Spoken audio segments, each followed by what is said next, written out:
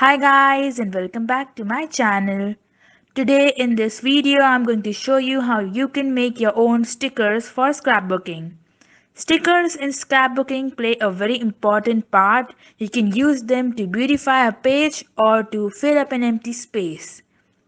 Making stickers is easy and I'm going to show you how you can do so. So let's get started.